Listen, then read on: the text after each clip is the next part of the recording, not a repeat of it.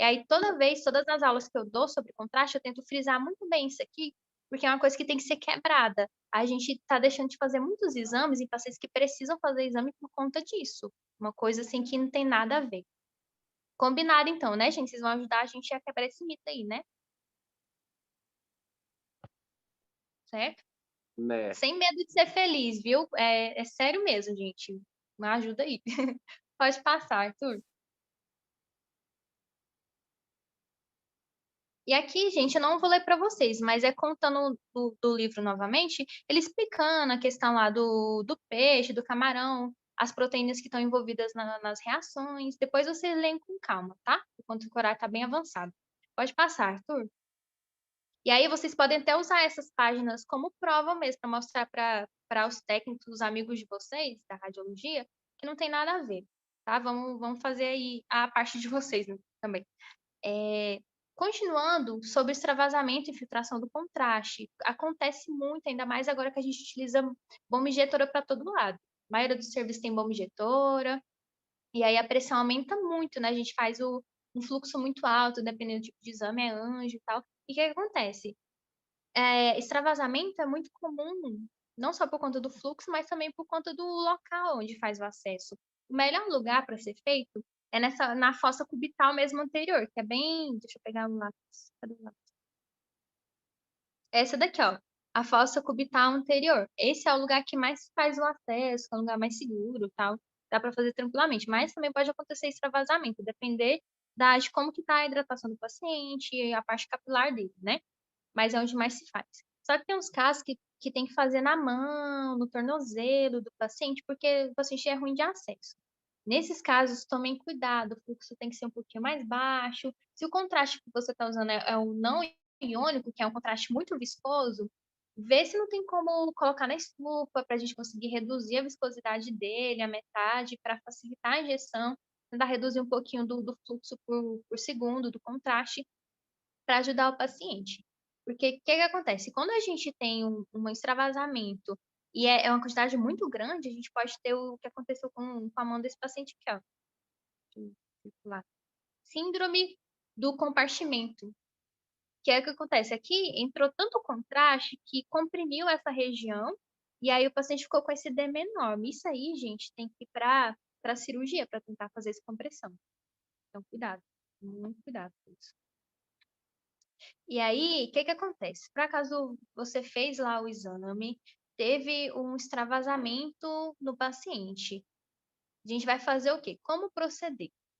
Vocês vão, então, suspender de imediato a injeção do contraste, seja manual, seja na bomba, suspende na hora. O paciente, geralmente, ele vai incomodar muito, tem paciente que vai gritar, vai ficar bem preocupado mesmo, né? Que dói muito. E aí já suspende na hora, para o exame e vai ver o paciente. É recomendado, quando extravasou, tirar o acesso, porque com certeza o acesso nesses casos já perdeu, tira o acesso. E aí, dependendo da região, de preferência levar o membro para assim, a região que foi afetada ficar acima do coração. Essa parte de levar o membro não é uma coisa assim, que realmente está, nossa, confirmado que vai ajudar, mas é uma coisa que a gente entende que vai ajudar pelo menos na parte de drenagem, né? Levantou o membro, vai ajudar a drenar aquela região lá, que o organismo ele vai absorver o contraste. O contraste ele é hidrossolúvel, ele vai ser absorvido, mas demora um pouquinho. Leva o membro e aí a gente vai fazer o quê? Vamos aspirar o contraste que ficou lá dentro? Vamos botar a agulha e arrancar o contraste de dentro da pele do paciente aí? Pode ou não? Tentar, tipo essa bolha aí que formou no paciente aqui, ó. A gente vai aspirar isso aqui? Pega uma agulha e Não, aspira para tirar o contraste? não. Não, você acredita que eu já vi fazendo? Mas não é recomendável fazer isso, gente. Não faça, por favor. Não faça isso. O que você vai fazer então? Levou o membro, coloca uma compressa. Aí que tá, compressa fria ou morna?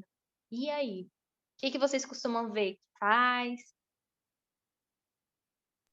Vamos lá, o paciente Compressa tá morna, né? sofrendo lá, tá doendo. Compressa morna? Eu penso que sim. Aí você costuma fazer Compressa compressa. fria. Ah, você já atua, né, na enfermagem? Você faz compressa morna? Não, eu sou auxiliar de farmácia. Ah, desculpa, eu confundi com a outra moça, então tem aí. É porque eu trabalho dentro da UTI. Ah, entendi. Então você não viu Aí essa eu situação vejo, ainda não. aí eu vejo muito procedimento, né? Às vezes eu acompanho. Ah, entendi. Então vamos lá, a gente tem essas opções, fria ou morna. O colégio americano ele prioriza a compressa fria.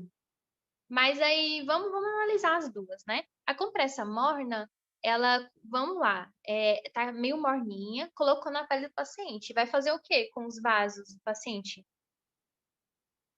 Vai o quê? Vasodilatação, né? Vai dilatar, não vai? Os vasos? Pensa, Sim. você colocou a mão numa coisa quente, água quente, vai dilatar os vasos, né? Vasodilatação. Essa vasodilatação vai ajudar o quê? A ajudar aquela região que ficou extravasada, vai ajudar a drenar mais fácil, né? Porque como dilatou os vasos, vai conseguir absorver mais rápido. Porém, se utiliza mais a compressa fria. Por que a compressa fria? A fria, tudo bem, ela vai fazer a vasoconstrição, é o contrário, né? Os vasos vão ficar mais fechadinhos, né? Mais contraídos. Só que vai dar um alívio para o paciente. É uma compressa que vai ajudar a tirar um pouquinho da inflamação, aliviar a dor, porque dá muita dor. Dependendo da quantidade que extravasou, dói muito. E aí vai ajudar a aliviar o paciente. Então, geralmente, a gente utiliza a compressa fria mesmo. Então, você vai colocar a compressa, vai observar o paciente para ver se está conseguindo absorver, se ele não está com dor mais, e aí ver se não teve a síndrome compartimental, se não teve, tal, deu tudo certo, né? A gente vai fazer o quê? Dependendo da quantidade que foi feita de contraste, você vai acompanhar o paciente. Vai pegar o telefone dele, aí vai ligar para ele depois, no outro dia, para ver como é que ele tá, se teve algum comprometimento dessa região. Porque dependendo da quantidade que ficou na pele e não conseguiu absorver, pode causar algum dano tecidual, até necrose na região. Então, é bom você ter o contato do paciente para depois ver como é que ele tá, tá bom? Aí, principalmente, outra coisa, gente, quando vocês estiverem lá no estágio de vocês acontecer isso, se por acaso a quantidade que extravasou foi 10 ml para cima, mais de 10 ml que extravasou no paciente, documentar. Vocês podem fazer um topograma lá do braço do paciente, um raio-x do braço, para poder documentar a região que está com o extravasamento lá. E aí vocês vão anotar tudo, a quantidade de contraste que foi feita. Eu vou passar a página e vai mostrar passo a passo o que vocês podem fazer para deixar registrado. Porque isso aqui é uma lesão no paciente. Você não pode só simplesmente botar a compressa e liberou, não. É uma lesão e pode evoluir, depender do tipo de contraste, de como foi isso. Então, acompanhar. Passa aí, por favor. Aí aqui, chegou na parte que eu falei para vocês. Então, a gente vai fazer o quê? Vai documentar o extravasamento, né? Muito importante. Deve realizar, então, o documentamento acima de 10 ml, né? A gente documenta, faz lá a foto, o topograma, o raio-x, ou foto nada, o raio-x ou o topograma na tomografia. Se por acaso está suspeitando de alguma síndrome compartimental, é interessante fazer o corte volumétrico mesmo, para a gente poder ver os tecidos, partes moles, para ver como que tá. Claro que o médico nessa hora vai estar acompanhando do setor, né? Aconteceu, geralmente ele chega lá para poder acompanhar, ainda mais se for muito grave o que aconteceu. Aí você vai anotar o quê? Tipo de volume que foi feito, quanto que você injetou por segundo? Eu fiz 2 ml por segundo, 4 ml por segundo, quanto que foi a injeção do contraste? Tipo de injeção, foi manual ou foi automática? Você estava usando bomba ou você estava fazendo manual? Porque, tudo bem, a bomba é onde mais acontece extravasamento, mas manual, às vezes faz na pressa, pode ser que também dê extravasamento, filtra lá na pele do paciente. Então, anotar. Taxa de injeção, quanto que você estava injetando de contraste? Pressão da injeção. Quando eu trouxe uma foto da bomba injetora. Quando você está injetando o contraste, a bomba injetora ela vai te dando o valor da pressão. Como que está a pressão da injeção do contraste na corrente sanguínea do paciente? Local de extravasamento, onde que foi que extravasou? Foi na fossa cubital? Foi na mão? Onde que foi? Hora e data da ocorrência. Que horas que foi isso que aconteceu? O nome do radiologista, no caso lá, o técnico que estava fazendo o exame, né? Quem estava fazendo o exame? Quem que programou a bomba? O enfermeiro ou o técnico de enfermagem? Qual foi o técnico de enfermagem ou o enfermeiro que pegou acesso, que injetou o contraste? Anotar tudo. E todo mundo que estava envolvido no atendimento do paciente, anota tudo. Aí recomenda-se o quê? Uma carta com orientação para o paciente. Ele vai para casa, aí ele vai fazer o que na casa dele? Vai continuar fazendo compressa para poder realmente desinflamar a região e tal. Nunca pôr o gelo em contato com a pele, porque senão vai queimar a pele e tal, né? Orientar o paciente. Aí no período de 24 horas a 48 horas, paciente, se tiver alguma evolução, sei lá, de algum comprometimento, alguma lesão na pele grave que pode acontecer, ele voltar no serviço e melhor, você tem um contato do paciente, liga para o paciente para ver como é que ele tá.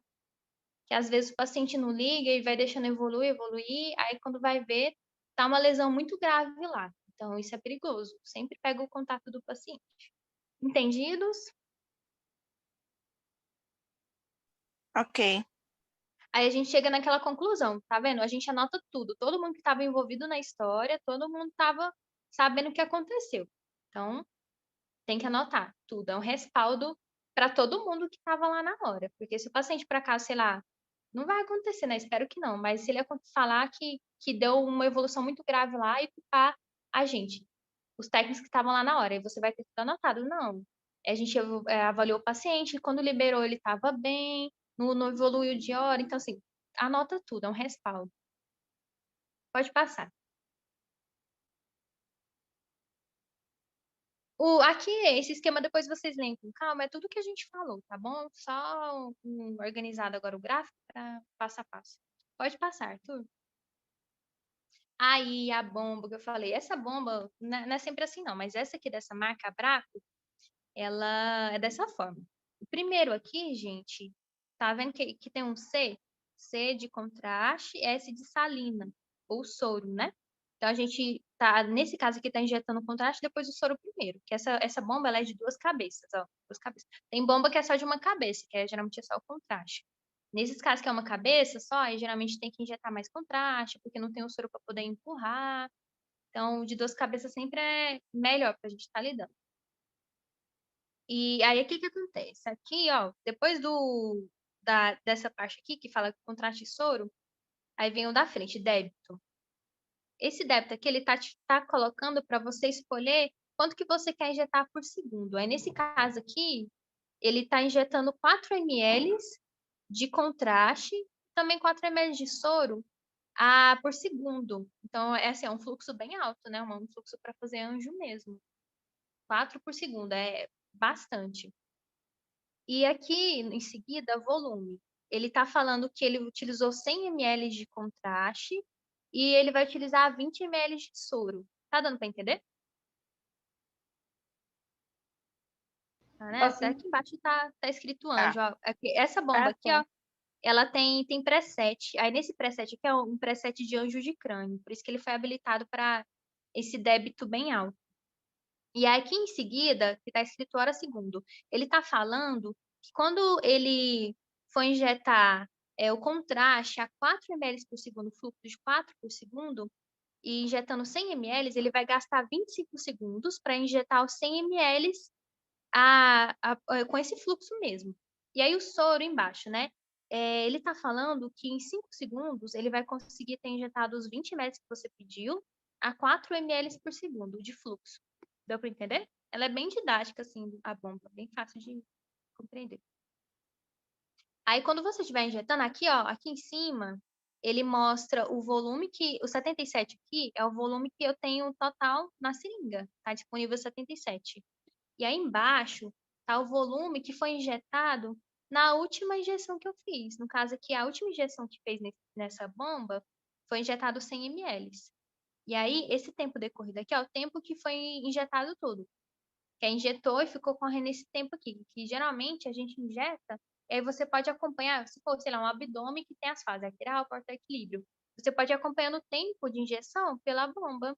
Aqui está falando que foi correndo o tempo, ele injetou contraste, aí pós-contraste foram 3 minutos e 33 segundos de pós-contraste, que já é um tempo de equilíbrio, né?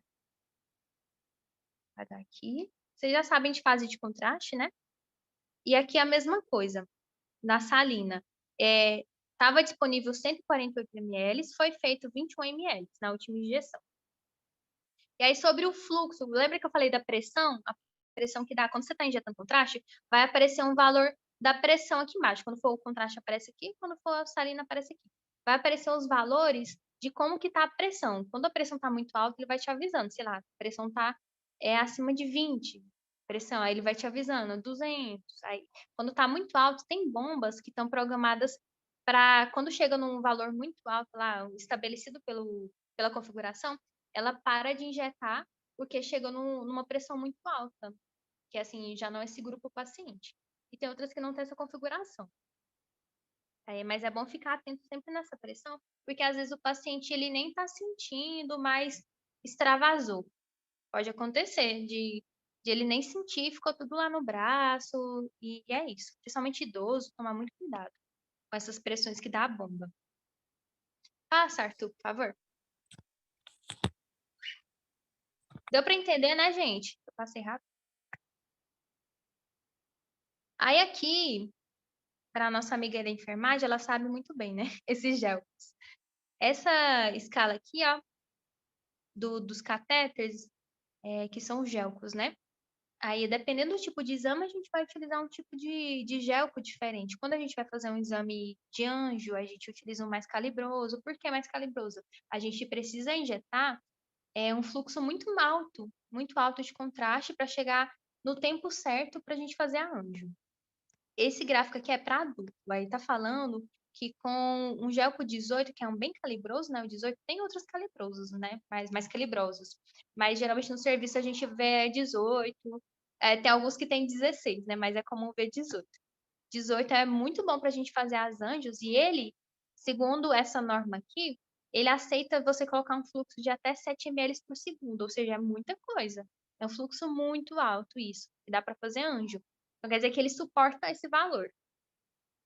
E vamos pro outro. O gelco de 20, ele suporta até 5 ml por segundo. O 22, ele suporta até 4 ml por segundo. 24, até 2 ml por segundo. Mas aí tem um porém, ele suporta isso. Mas como que está o seu paciente? Às vezes você tem um gelco bom no paciente, porém a parte vascular capilar do paciente não está boa. Ele não vai suportar esse fluxo. Mesmo que ele tenha aceitado, tenha suportado fazer o gelco, pode ser que não esteja bom. Às vezes também ele fez o acesso e está muito tempo com aquele acesso no braço, sei lá. Quando está mais de 24 horas, aí já é assim, para você ficar alerta, porque pode ter esse acesso pode ser que nem esteja mais bom, né? Por isso que é importante você testar bem o acesso para ver se realmente vai aguentar o fluxo ou não.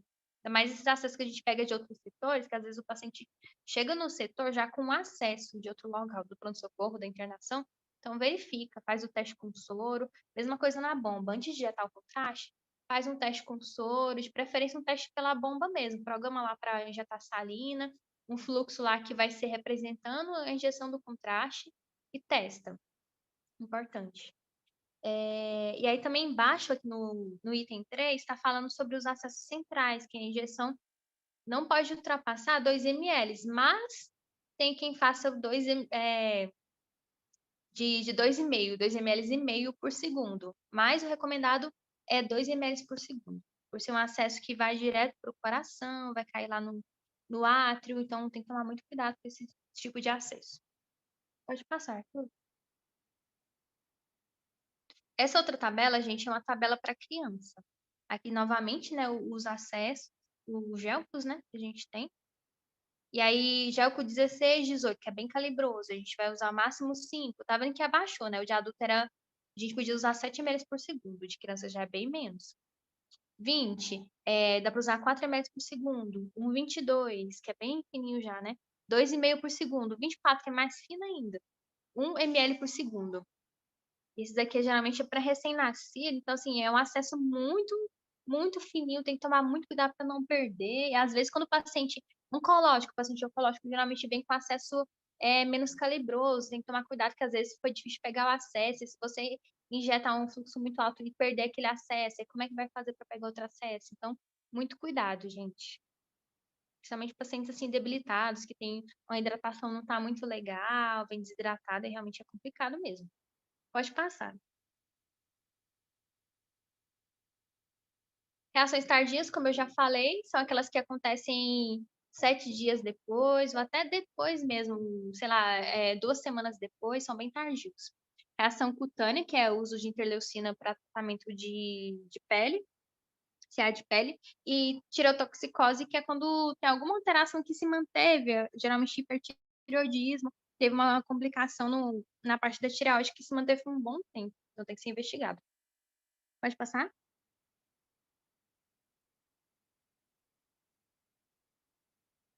Lembretes agora pra gente estar finalizando, tá quase no final. Cansou? Vocês cansaram? Vamos lá, tá acabando, gente. Nossa, quase 2 horas. É com fome. Eu acho que ninguém comeu ainda, né? É bom que vocês já estão de jejum aí. Tá tudo certo. Lembre-se então, gente, depois de tudo que a gente viu, lê o pedido médico, o questionário, vocês viram que é essencial, então, né? Lê o pedido médico. O que que o médico está pedindo? Precisa fazer quais fases de contraste? Tem que ser um acesso muito calibroso? Você tem que usar um fluxo muito alto? É uma anja? Não é uma anjo? O que que é? Questionário. O paciente, ele é diabético? Ele toma algum medicamento, assim, que vai interferir se tiver algum problema lá de reação? Como que é esse paciente? Vê o questionário direitinho. Meio de contraste recomendado. O contraste, de preferência, os não iônicos, que são os mais seguros, mas se o serviço não tiver, né, a gente tem que observar isso também. Tem muitos serviços que tem os contrastes iônicos, né, que são um pouquinho mais assim, que dão mais reações, né? Mas observar o que você tem em mãos. Se o paciente já teve reação, observar esse negócio, então, de, se puder, né, evitar o mesmo contraste que foi utilizado quando ele teve reação. Otimização da dose. Esse paciente, ele está com insuficiência renal, é uma criança, está bem debilitado o paciente. Eu consigo reduzir a dose? Dá para usar menos? Como a gente está fazendo racionamento de contraste, esse ano por conta do lockdown, que deu lá, o fechamento de Xangai, da indústria lá, que agora está estabilizando de novo, né, a volta dos contrastes. A gente começou a utilizar nos serviços 1 ml por quilo para fazer os exames de rotina mesmo, não anjo, exame de rotina. Então, assim, esse valor dá para utilizar mesmo, as anjos. A anjo dá para a gente utilizar menos contraste, avaliar isso. A gente tem essa missão de abaixar a dose ou não. Métodos de imagens alternativos. Não é da nossa parte isso, mas é interessante saber. O paciente, sei lá, daria para fazer um outro exame que não fosse esse com contraste? E a questão do jejum, gente. O jejum, antigamente, era pedido sim, a gente fazer o contraste com jejum de 4, 6 horas, para evitar que o paciente, se por acaso fizesse o contraste, tivesse broncoaspiração, algum vomitar, náuseas, alguma coisa assim. Hoje em dia, o colégio americano, o europeu, eles, como os contratos evoluíram muito, estão mais seguros, eles não têm mais colocado essa, tipo assim, obrigando ainda a utilizar esse jejum. Não se utiliza mais em muitos serviços, eles fazem um contraste normalmente, o paciente nem de jejum não tá, às vezes espera uma horinha e faz, mas não é mais obrigado o jejum. Só que tem um porém, se manteve o jejum em casos, por exemplo, tomografia de abdômen e pelve, é interessante o paciente manter o jejum de pelo menos 4 horas, né? Por conta da questão mesmo é, do enchimento gástrico e tal, dependendo do paciente comer também, né? Se for uma coisa muito pesada e tal. Então, assim, não é mais obrigatório, mas fique atento. Se o paciente foi para o serviço, não fez o jejum, que não é mais obrigatório, mas ele comeu, sei lá, uma feijoada da vida, tenha cuidado, porque o paciente ele pode ter uma náusea, pode ter vômito, então tenha um pouquinho de pé atrás em relação a isso, tá? Mesmo que o contraste seja seguro, esses de agora, tenha um pouquinho de cuidado, tá bom? Hidratação sempre. Hidratação para ajudar a fazer um bom acesso, para o paciente poder conseguir eliminar bem o contraste do sistema dele o quanto antes, que é importantíssimo. E é isso. Passa aí, Arthur.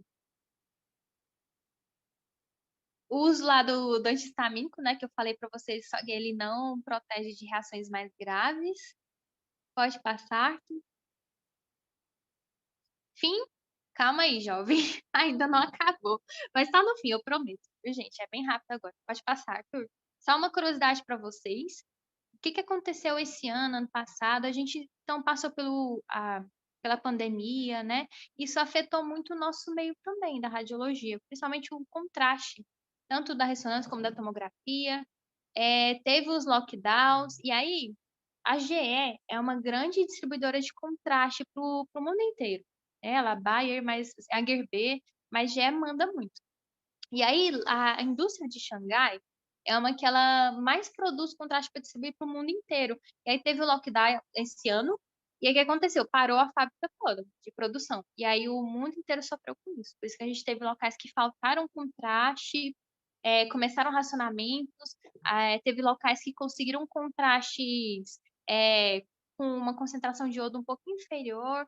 aqueles que utilizavam concentração de 300, 400 aquele que eu falei do iodo, né, mais concentrado, que é o melhor, passaram a conseguir de 240, que é bem mais inferior, tem que utilizar uma quantidade maior de contraste. Os exames caem um pouquinho em relação à concentração, aí tiveram que arrumar outros meios, né? Mas a gente passou por isso, agora se está estabelecendo, porque a indústria, ela voltou com, assim, 100% funcionando no início de junho.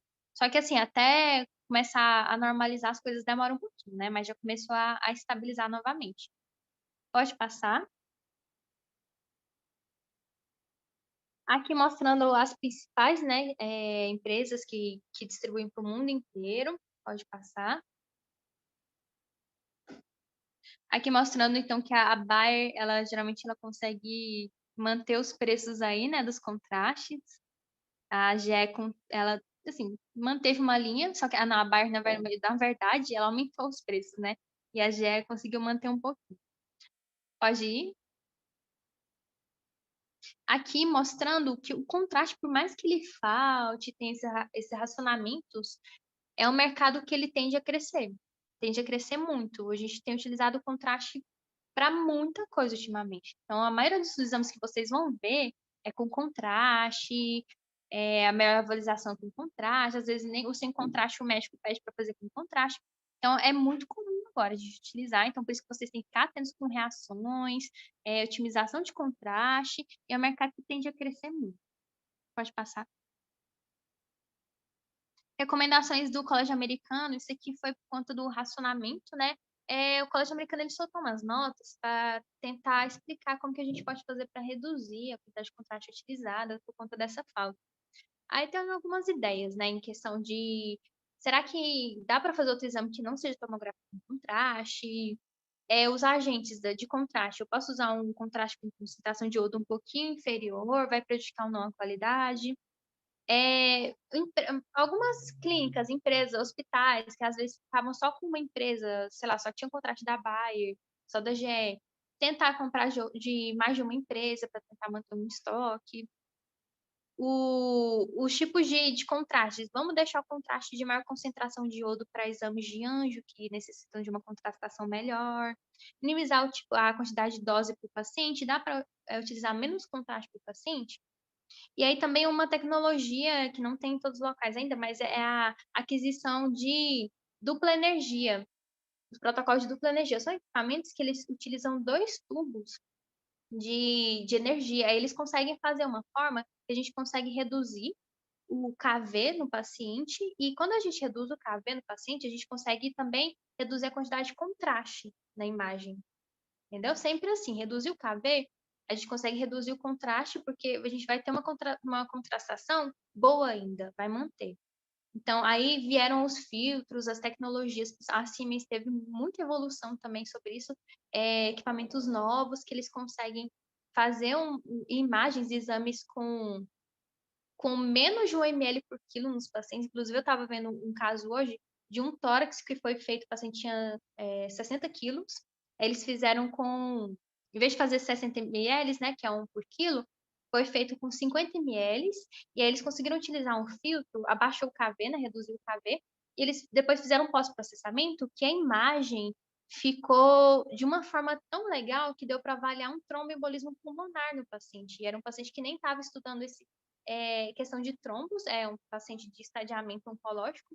Eles conseguiram avaliar esse trombo utilizando os filtros, as inovações que a Siemens teve. Então, é muito interessante. Pode passar? Inclusive, esse que eu falei para vocês, esse estudo de caso, eu vou passar para o Sérgio. É um vídeo que a Siemens fez falando sobre essas tecnologias que surgiram para reduzir a quantidade de contraste, né? E também a dose no paciente da radiação. E aí eu vou passar para vocês, tá bom? Na verdade, eu vou passar para o Sérgio e o Sérgio passa para vocês. É bem interessante o vídeo. E aí, essa nota do CBR é um pouquinho antiga, 2017, mas ela já falava a questão de reduzir a dose de radiação no paciente, as formas que pode ser feita para reduzir essa dose, né? Cabe a cada local, cada empresa, tentar de alguma forma reduzir essa radiação e também a quantidade de contraste. Pode passar? Aqui, uma imagem lá do que vocês vão ver no vídeo, um equipamento de dupla energia. que ele consegue reduzir a quantidade de KV no paciente e assim reduzir a quantidade de contraste sem perder qualidade. Quando ele reduz o KV, a chance de aumentar o ruído na imagem é grande. Porém, ele consegue utilizar ferramentas, aumentar um pouquinho a MAS, utilizar alguns parâmetros, filtros, que ele consegue manter a qualidade da imagem e até avaliar como se fosse uma anjo o exame. Então, assim, é bem interessante mesmo essa tecnologia da Siemens. Pode passar. Recomendação ainda da CR, né, a questão de priorizar o uso do contraste, assim, de uma forma limitada, né, realmente evitar desperdício, né, antes da pandemia mesmo, acontecia muito, assim, desperdícios, né, a gente realmente não tinha muita essa consciência de que poderia faltar algum dia. Então, muitos locais acabavam desperdiçando seringas de contraste por conta do prazo que ficava na bomba, às vezes não tinha esse zelo, né, de cuidar mesmo, de não contaminar o contraste. E aí, então, a gente está tendo essa consciência maior agora, sabe? Então, é interessante. Por mais que a gente tenha passado por essa situação tão complicada, a gente conseguiu evoluir em relação a essa consciência, sabe? De pensar que os nossos suprimentos são importantes para o paciente. Muito paciente ficou sem fazer exame, que era importante, porque não tinha contraste. Então, assim, comprometeu o quadro clínico de paciente por conta da falta de contraste, né? Então, foi para a gente pensar mesmo. Pode passar? Outras considerações também, pode passar.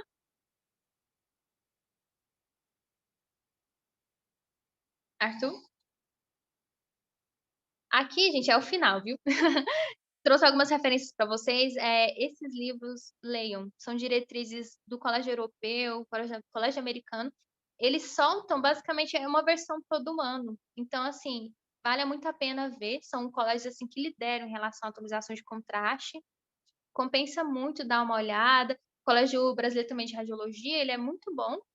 Eles fazem. Teve uma live também, tá um pouquinho. Foi no início do ano, inclusive, falando sobre racionamento e contraste. Então, sempre tem a coisa saindo sobre o meio de contraste. É interessante acompanhar. Pode passar. E aqui foi os livros, né, que eu mais utilizei na apresentação. Meio de contraste, conceito de diretrizes. Esse laranja é do ano passado, o azul é desse ano. Todos da Sociedade Paulista de Radiologia, são livros que são muito bons. Eles falam tanto do contraste dado como do gadolino, quando vocês forem estudar gadolino, né? E assim, compensa muito. É uma linguagem bem tranquila para atender, para entender. E assim, tem muito gráfico, é bem explicativo mesmo dentro da nossa realidade. Então, a segunda edição foi uma atualização de tudo o que eu falei, o jejum, que antes não falava, né? Que assim, não precisava mais do jejum, a questão da otimização do contraste. Então, assim, compensa muito ler esses livros. Não é muito grande, não, tá? Inclusive, esse de meio de contraste, esse laranja, eu posso mandar para o Sérgio para ele mandar para vocês. E esse azul da segunda edição, infelizmente, ele só tem disponível online, não tem para poder fazer download. Mas eu coloquei embaixo aí, ó, o site que vocês conseguem ver ele online, tá? Então, assim, leiam. Claro que contraste é sempre muita coisa, né? Eu falei muita coisa e ainda tem muita coisa para ser vista. É um assunto que precisa ser estudado um pouquinho cada dia, e vocês viram que é muito importante, né? Então é isso, gente. Bons estudos, não parem só com isso que eu falei. E é isso. Nossa, quase 2 horas, gente. Perdão, porque assim, o assunto era bem extenso mesmo. Prontinho, Arthur? Tá com você.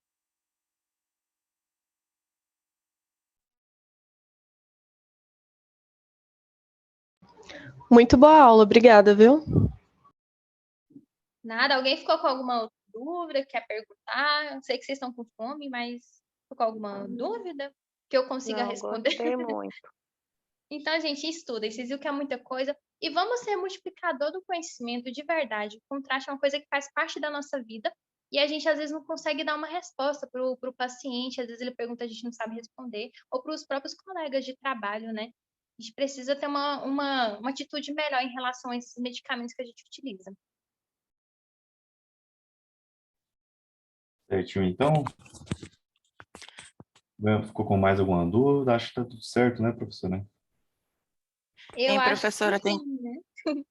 Ah. tem como colocar os slides no grupo pra gente? Assim, eu vou estar mandando para o Sérgio, aí ele passa para vocês, tá bom? Aí eu Não, vou tudo passar bem. também o vídeo que eu falei também, tá? Mas assim, é para vocês Não é para arquivar no computador, não, viu? É para ler mesmo, tá? Quero dedicação de vocês aí. Tá certo. Tá bom. Obrigada. E sucesso, viu, na carreira de vocês. A gente se encontra nos hospitais da vida aí. Obrigada. Amém. Então, pessoal, obrigado a todos aí pela paciência, né? E também por estar aí, eu acho que estamos em 10 pessoas finalizando os heróis da resistência aí, né? Mas é um conteúdo um pouco extenso, mas é muito importante, né? E aí, com a didática da professora Letícia, foi bastante enriquecedor aí no nosso conhecimento. Então, a gente se encontra no próximo módulo, acredito que seja o 5º módulo, né? E aí, a partir de janeiro, a gente já vai começar a agendar as aulas práticas, tá bom? Certo. Então, Então, oi? com respeito às aulas práticas, vai precisar da gente levar algum tipo de investimento diferente, alguma A coisa do orientação gênero? que a gente repassa é que siga a NR32, né? Mas basicamente seria só calçado fechado, calça, camiseta O e jaleco. jaleco, né? Sem adornos também. Jaleco. Então, seria o básico mesmo, né? Não Mas precisa ser necessariamente a roupa toda branca, igual foi em alguns estágios de não, radiologia. não. Só o jaleco mesmo. Só o Branco, jaleco mesmo. aí, mas os demais é bem tranquilo. Mas aí quando chegar, quando a gente agendar, a gente vai passar todas as informações e vai orientar direitinho, tá bom? Não, tranquilo. Já tem a data do mês de dezembro? Dezembro, posso olhar aqui para você rapidinho? Por favor. Tá, vou estar saindo, viu? Muito obrigada. Bom descanso para vocês, bons estudos. Obrigado, viu, Letícia? Obrigado, eu que agradeço. Bom final de semana. Tchau, tchau. Tchau, Mas tchau. qualquer coisa você bota lá no grupo também, não tem problema não. Dezembro está para os dias 10 e 11. Ah, beleza. Tá bom? Ótimo. Obrigado, viu, pessoal? Um ótimo fim de semana a todos. Uma boa tarde. Tchau, tchau. Igualmente, boa tarde. Obrigada, boa tarde.